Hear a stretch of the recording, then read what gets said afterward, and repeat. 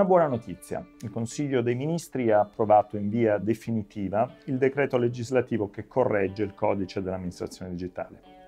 È un passo significativo perché il CAD rappresenta una parte importante della pubblica amministrazione e getta anche le fondamenta normative per i servizi, per lo sviluppo di molti servizi stabilito nel piano triennale per l'informatica nella pubblica amministrazione. Diverse le novità introdotte, a una prima lettura quelle più interessanti sono tre. La prima è il domicilio digitale. Dal 2018 ogni italiano potrà eleggere un proprio domicilio digitale, non dovremo aspettare il completamento della NPR, della anagrafe della popolazione residente, basterà registrarsi con le credenziali SPID e un indirizzo di posta elettronica certificato che diventerà il recapito unico al quale tutte le amministrazioni dovranno rivolgere, inviare ogni comunicazione, comprese multe e comunicazioni fiscali. Il secondo elemento riguarda la firma elettronica che viene potenziata, vengono chiarite e semplificate le modalità per l'uso di firme elettroniche digitali. Terzo elemento, gli open data. Viene istituita una piattaforma nazionale per i dati pubblici, verrà chiamata Data and Analytics Framework, che è progettata dal team per la trasformazione digitale e viene gestita poi dall'Istat. Quindi dal punto di vista concreto direi che il correttivo presenta alcune novità che possono rappresentare dei passi concreti, anche una semplificazione dei processi della pubblica amministrazione e della vita dei cittadini. Se ci fermassimo a questi, tuttavia, non potremmo cogliere quella che è la reale portata, la reale ambizione di questa norma, che non vuole essere semplicemente un aggiornamento di una legge che poi è stata pubblicata solo 12 mesi fa, ma intende rappresentare in realtà una discontinuità nel modo in cui si governa e si norma l'innovazione tecnologica. L'impostazione che viene data dal CAD è quella di una norma leggera che in un certo senso mira a deregolamentare l'innovazione.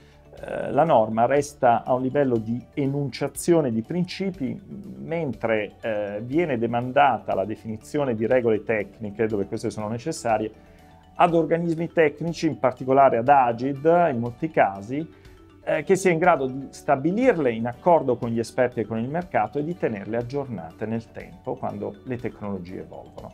In questo modo si riesce a disaccoppiare la definizione di principi che devono restare stabili e duraturi dalla definizione di soluzioni tecniche che devono essere invece lasciate libere di evolvere. È un principio vitale quando si intende normare fenomeni di innovazione, ma dovrebbe essere lo stesso principio che segue tutta la legislazione.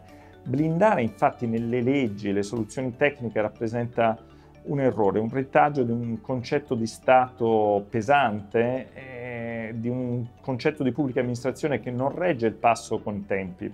E questo è anche alla base di quella patologica ipertrofia normativa che affligge il nostro Paese.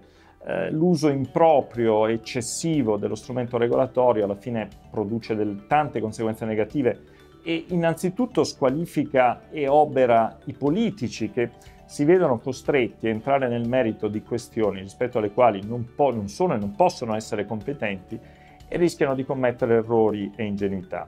In secondo luogo, questa situazione produce incertezze, costi ingiustificati per le imprese, per i cittadini, per le pubbliche amministrazioni. Quindi, in nome poi di un malinteso obiettivo di proceduralizzazione, di legalità, si finisce al contrario per aumentare la corruzione, per aumentare le ingiustizie.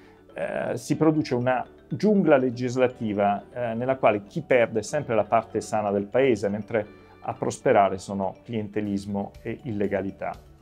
Di questa patologia oggi fa particolarmente le spese la nostra pubblica amministrazione, dove regole e adempimenti finiscono per lobotomizzare l'amministrazione e fanno perdere di vista il cittadino, i suoi bisogni, creando tra i dipendenti pubblici approcci di conformismo, di demotivazione, di deresponsabilizzazione che fanno male a tutti noi. Allora, più che un correttivo, mi piace salutare questa norma come un esempio virtuoso, un esempio che, se esteso a tutta la riforma dell'amministrazione pubblica italiana, potrebbe rivelarsi una vera e propria rivoluzione, capace di liberare enormi, immense energie che oggi sono sopite nel nostro Paese.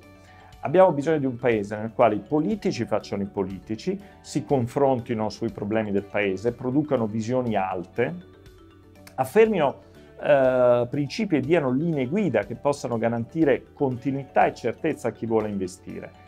Un paese in cui i giuristi e i politologi non giochino a fare gli ingegneri, stabilendo magari soluzioni tecniche che non capiscono e che rischiano di diventare obsolete ancor prima che l'iter legislativo si concluda. Sarebbe bello che le leggi fossero scritte innanzitutto pensando alla parte sana del paese, a quel 98% di noi che desidera delle regole semplici da seguire in buona fede.